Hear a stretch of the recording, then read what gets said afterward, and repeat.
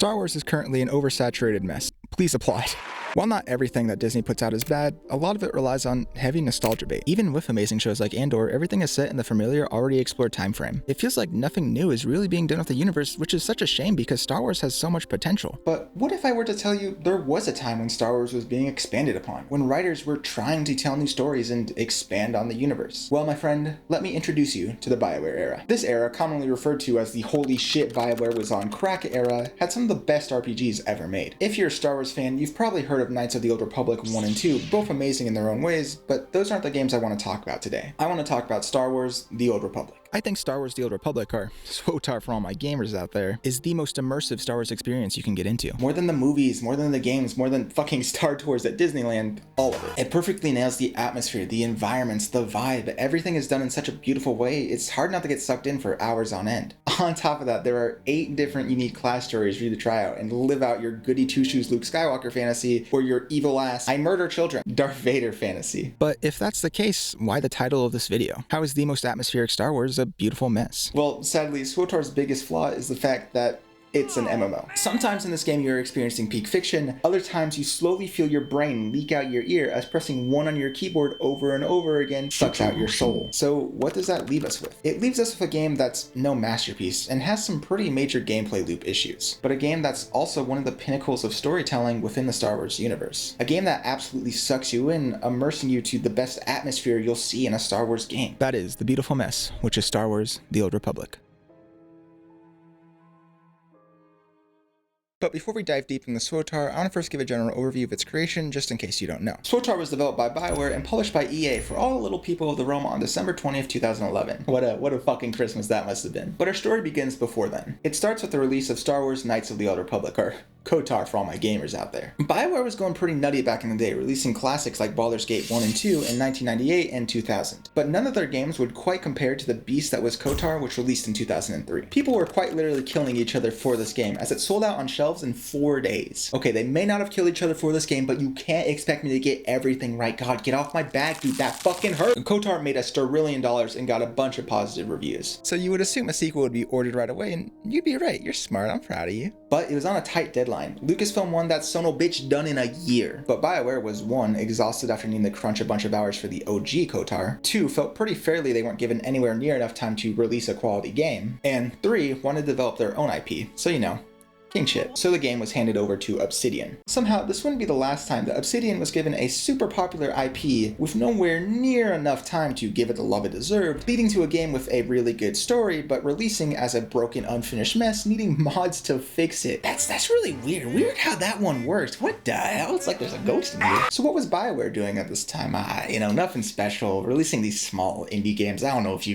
guys have even heard of them, like Mass Effect, Dragon Age, nothing crazy. Don't think about it too deeply. But also in this time span, BioWare wanted to start developing an MMORPG, definitely in no way inspired by the $1,000,000,000 dollars that World of Warcraft made. But they wanted to make sure they had the right IP, as developing your own IP turns out to be pretty hard, as I found out with Mass Effect and Dragon Age. Star Wars quickly rose to the top of the wish list for IPs to get due to BioWare's familiarity with the universe. Then bada bing, bada boom, they signed some contracts, they get the rights, and they lock themselves into a grueling 6-year development cycle. Back in the day, before somehow Monopoly Go managed to spend over $1 billion on marketing, I don't know how the hell that is possible, but that's just something me and you gotta live through. KOTOR was the most expensive game ever made before it was overtaken by GTA 5. When they took this project in 2005, it wasn't just to make their little MMORPG. It was to build an entirely new BioWare studio in the land of dreams of Austin, just to focus on it. While previously the BioWare studio at Edmonton took about a decade to develop, the Austin studio took just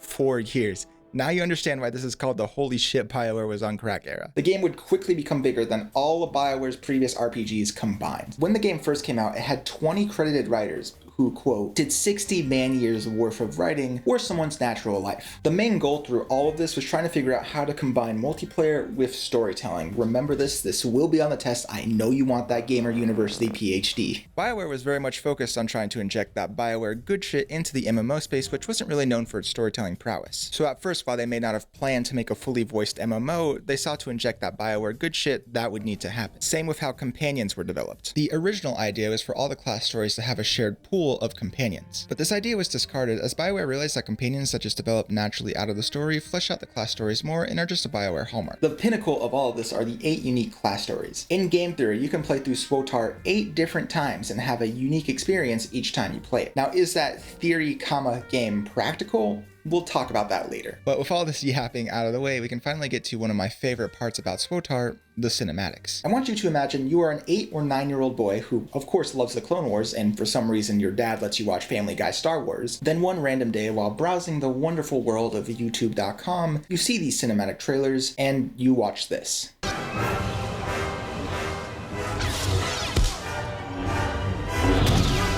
You were deceived. Your fucking 8 to 9-year-old brain explodes at how cool this is, and you run to go play SWTOR, where you join a Jedi roleplay guild and tell them you work at KFC to explain why you can't be on Mondays through Fridays, when in reality you are just a child of divorce and only have access to your computer when you're at your dad's during the weekends, just to tell them anyway that you are a child of divorce who is 9 years old. That is how we do it at Classic Ash Productions. These trailers really meant a lot to me as a kid and pretty much formed my current opinions about Star Wars today. Is what George Lucas made pretty cool? Sure, but did he make a cinematic trailer where a Republic trooper charges down a Sith Lord with a knife? I didn't fucking think so. And I want you to get out of this office right now. While we'll get into this in the next section of the video, I think the Old Republic era is peak Star Wars, mostly due to these trailers. Could you imagine a film or TV series taking place in the Old Republic era animated like this? It'd be peak. It'd be a 10 out of 10. Don't even need to watch it. Classic. Haven't watched it. But I think that's enough history and childhood nostalgia for now. Let's talk about the game itself.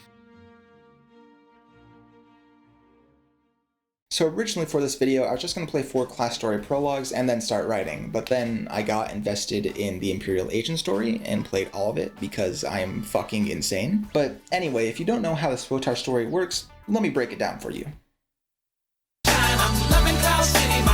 As we've discussed, in SWTOR, you decide between 8 different class stories. 4 on the Republic side, 4 on the Imperial side. The game takes place 3,500 years before the main films, during a galactic Cold War where the Imperials have the slight upper hand as shown in the cinematics. Both sides have 2 Force user stories and 2 gunslinger stories, which then break down into 4 classes for the Force users and 8 classes for the fucking gunslingers. The 4 class stories I played for this video were the Sith Warrior, the Jedi Knight, the Imperial Agent, and the Smuggler. And also, just gotta say, the Imperial stories are miles better than Republic stories, and it's actually painful. Especially the Jedi Knight story. A lot of the dialogue goes down like this. Mabib skipi lupa upa zupu. The Jedi Council sent me. Wampi jabunki zampia bia clunky. I'm no hero, just doing what's right. Opie?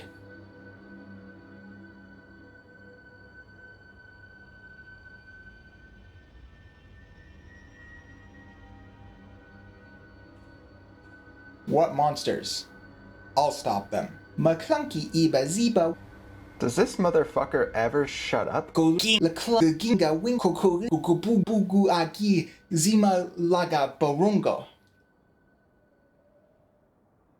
Maybe later, you can show me that love. Skibi iba lupa zumba umpa 911 tuba libi kipi zumbi wumbi impi. I'll crush him like a bug. Ipi luka upa kupa wapa. Like, come on, you could have given the Jedi Knight the slightest amount of personality. I mean, sure, can you say the Jedi are supposed to not have a personality because they can't give into emotion? But counterpoint, have you seen Obi-Wan? Have you seen Yoda? That little fucker is like a rat the first time Luke meets him on Dagobah. Jedis can have personality. I mean, the Jedi companion Kira proves this. And secondly, isn't it more interesting to be a Jedi who is constantly battling, wanting to show your emotions and following the Jedi code? Like, compare the Jedi Knight lines to any of the Imperial lines and there's no contest. To me, there's no real surprise that it seems like a lot more people are playing Imperial characters compared to Republic characters. It seems that BioWare took the safe road when it came to Republic stories, giving players that basic Luke Skywalker or Han Solo fantasy. Most basic example. In the Jedi Knight story, you're a naturally gifted Padawan, but oh no, the natives are fighting back against colonization. Gotta go kill them. And oh no, a Jedi has fallen to the dark side? No, who would have thought? But you're awesome enough to stay stop them. Yeah, you're cool. I'm proud of you. This is a fine basic story. Nothing really bad, but also nothing really interesting. Compare that to the Sith warrior story, where you're still naturally gifted in the Force, but you gotta fight for your fucking right to live. You will carve a bloody path through other Sith acolytes trying to take your place. You think the Republic is a villain? Oh, no. Meet Dark McFuckface, who will kill you just for the simple fact that you might be able to threaten him someday. And this doesn't even touch on the peak writing that is the Imperial Agent story. A big reason I think the Old Republic is the best Star Wars era is the simple fact that there are more than 2 Sith Lords. It's so fun watching these Sith Lords scheme against each other, doing what's best for them, even if it makes the Empire weaker. Also, in my opinion, the starting Sith worlds of Drum and Cass, and especially fucking Korriban, Jesus Christ, are so much cooler compared to Typhon and Coruscant. Like Hutta, I can take our leave, and Ord Mantell I won't even talk about because we'll both die of boredom. But Korriban, with its awesome ancient Sith desert world aesthetic, is just so fun to get through compared to tranquil Typhon. Drum and Cass isn't as cool as Korriban, but I still think its evil-ass Empire aesthetic is slightly better than Coruscant. Don't get me wrong, Coruscant is still beautiful, and I think its theme is my favorite in the game, but a lot of Coruscant blends into itself. Compare the Drum and Cass with its unfinished Colossus or the evil-ass ancient Sith temple. But all that being said about my preferences, all the worlds still look beautiful, man. As said in the intro of this video, SWTOR just has the best atmosphere out of any Star Wars game. Just look at Coruscant, listen to its theme, fucking immaculate. This brings me to my next point, which is how much I appreciate the devs trying to expand the universe instead of stick to the familiar. It seems most Star Wars development talks go like this. Okay, I got something big for you guys. This Jedi, he escaped Order 66. Yeah, I think you gave the same pitch last week. We want something new. How do you plan on expanding the universe or telling a new story that's engaging for the viewer? I thought this one through. I knew you were gonna ask that. This Jedi. Yeah? He fucked exhaust pipes. Genius idea. Yes. Freaky Wars coming summer 2025. So you know, nothing Shakespearean here. Now, before the Star Wars fans come out and crucify me, I know not all of Disney Star Wars is bad, that's not what I'm saying. But what are shows like Obi-Wan or The Book of Boba Fett or Ahsoka doing to innovate on the Star Wars universe? Nothing. All of them rely on... This is a familiar character alert. We're letting you know that there is a familiar character in the building, walking around, showing off his little bazinga off to the entire facility. Please go watch the show. Now, do the SWTOR stories match up to the thematic level of, say, Red Dead Redemption 2 or God of War? Not at all. I couldn't do a 30-minute video essay breaking down the wonders of this Imperial Agent story. But these stories, especially on the Sith side, are pretty good and overall fun to play through. They also just feel unique, but I don't want you to get the impression that I think any familiarity is bad. That's not the case at all. You're still trying to tell a Star Wars story, a story of adventure, a story of exploring the stars. SWTOR uses the familiarity to its advantage. While you explore planets like Coruscant, Tatooine, and Hoth, SWTOR tries to show them in a new light. This ranges from seeing the ruined Jedi Temple on Coruscant to exploring a crashed ship on Hoth or taking down a terrorist cell on Tatooine. So these planets may be familiar, but what the player explores and does is not. Okay, Ashton, we get it. You cream your little jorts because of SWTOR's atmosphere, but do your choices really matter in this game? Well, imagine viewer, while I may or may not cream my little jorts, your choices do matter in this game. As I told you to remember, SWTOR was trying to figure out how to combine storytelling with multiplayer in an MMO, but they were 100% focused on storytelling more than anything else. This can be seen by literally everything being voiced, which probably would have been a shocker to someone like a WoW player. In SWTOR, use the classic BioWare dialogue wheel to choose what you want to say. These usually always break down into 3 choices: the rational good guy option, the please give me more information option, and the I enjoy burning down orphanages option. You know, real life choices that you would say every day. Sometimes they spice it up with the flirt option, like how I think your shirt looks really good right now.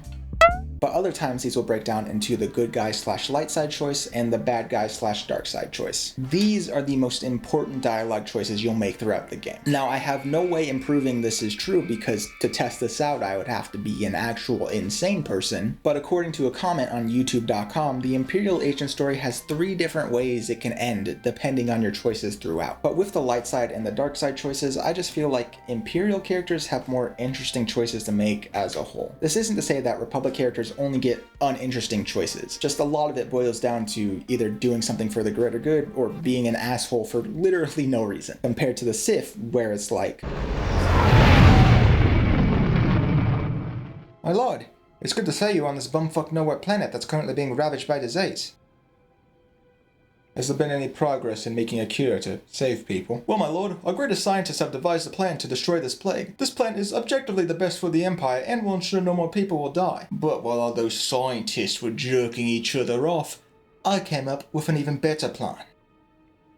Well, what is it? You see, my lord, the cure needs blood from the Kelronkies, an animal species on this planet. But if the blood is slightly altered, it make a deadly poison that makes a person shit blood for an agonizing 152 hours before putting them into a vegetable-like state. Not quite alive, not quite dead. Still shitting blood, may I add. How will making it benefit the Empire? I don't know, my lord, but if you think about it, it'd be kind of funny. Those scientists have no idea what they're talking about. Tell them I override the decision. I want this poison made. With all that being said, I think it's finally time to talk about the worst aspect of SWTOR, that being the gameplay. Originally, I was going to title this video, The Best Star Wars Game Was Made a Decade Ago, but after my first session of playing, I realized I just can't say that even as a joke. If you play Jedi Fallen Order or Jedi Survivor, SWTOR is completely outclassed gameplay-wise. Hell, my brother, if you play the OG Battlefront 2 from 2005, SWTOR is completely blown out the water. And I'm saying this when I have rot brain and I enjoy MMO gameplay up to a point. I can only take so much of sitting there and pressing the stupid little buttons on my mobile mouse I got on accident a few years back. Now, is this all coming from a guy who played this supposedly massive multiplayer online game all by himself? Yeah, it's not my fault that all my friends don't enjoy MMO gameplay. So I guess only's the gamer who treads new grounds. But I did get one of my friends to play with me during the Imperial Agent story opening on Hutta and like 50% of Drum and Cass. For those who don't know how MMO combat works, let me break it down for you. You choose a class and you level up through the game, unlocking new abilities. These abilities are the bread and butter of SWTOR gameplay. The gameplay cycle works like this. You get a quest from a dude, then you go to a questing area, which if you're Sith is probably killing slaves, and if you're Republic is probably killing natives or refugees. You walk up to a group of enemies and you use your abilities on them, which are bound to your keyboard, usually one through the equal sign. Some abilities you can spam over and over again, and some are on a cooldown, compelling you to use your chosen ability wisely, and to pay attention to your cooldowns. But you are never challenged at all through this process. As soon as you get your companion and you set them to be a healer, you will never be challenged throughout the main quest or the side quest or any of it. The only exception to this are heroic quests, which are recommended for 2 or more players. But let me tell you, I did so many of these fucking heroic quests solo, and it was never hard. They were just a chore, because just how John hard difficulty Skyrim thinks increasing enemy health makes the game hard, SWTOR has that exact same fucking mindset. There was one time I was challenged in SWTOR, and it's when I was doing a flashpoint with my friend. The flashpoint ups your level to 80, so you're doing the max amount of damage and have the max amount of health depending on your gear. But guess who else does a shit ton of damage and has a shit ton of health? All of the enemies. So most of the flashpoint was just mind-numbing gameplay. But let me tell you, we were eventually challenged when we met the boss, who slowly but surely whittled us down until we died. My friend stopped playing after this flashpoint, and to say the least, I don't blame him. And the gameplay doesn't only suck the soul out of your body, not in a good way, it also does an even worse crime, which is lessening story moments. There are so many cool cutscenes in this game that set up this awesome duel between Sith and Jedi, just for the cutscene to end and the gameplay to look like this.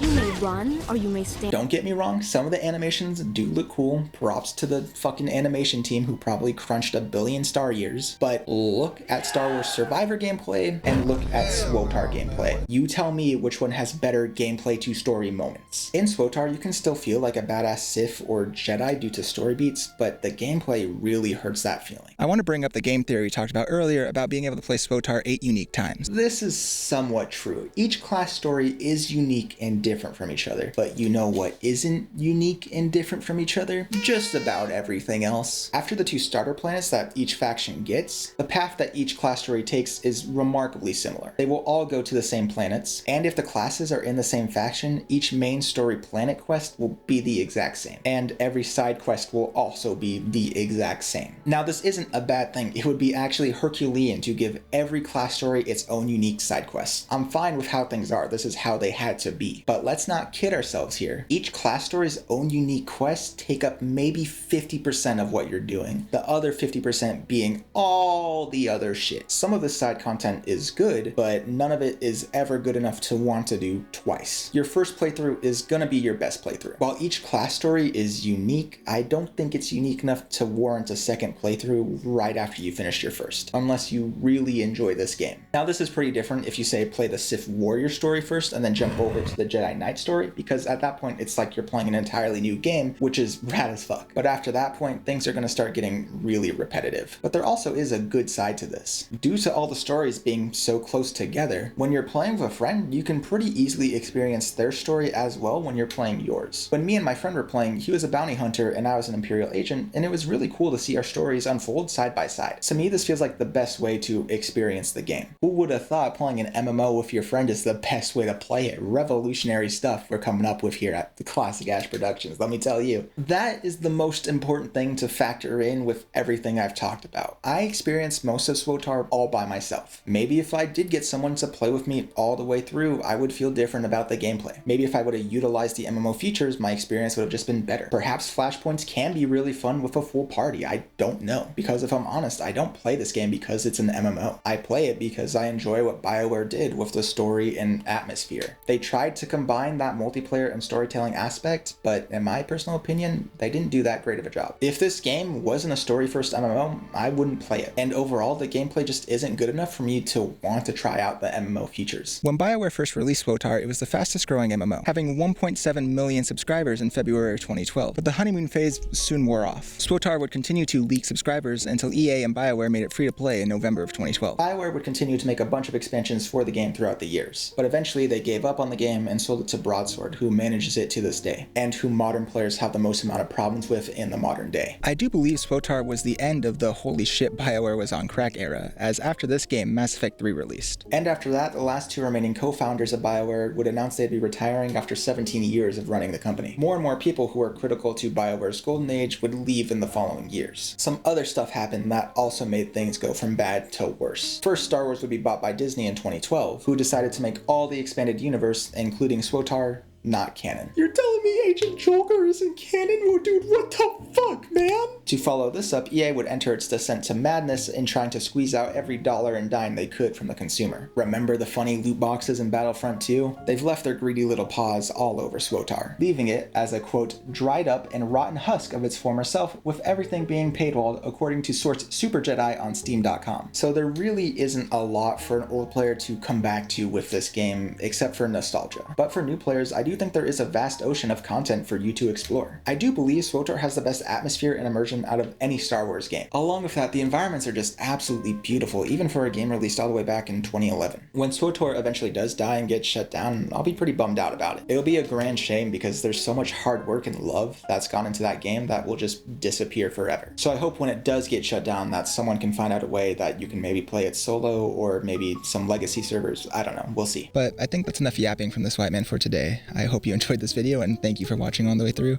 And as always, I'll see you in the next one.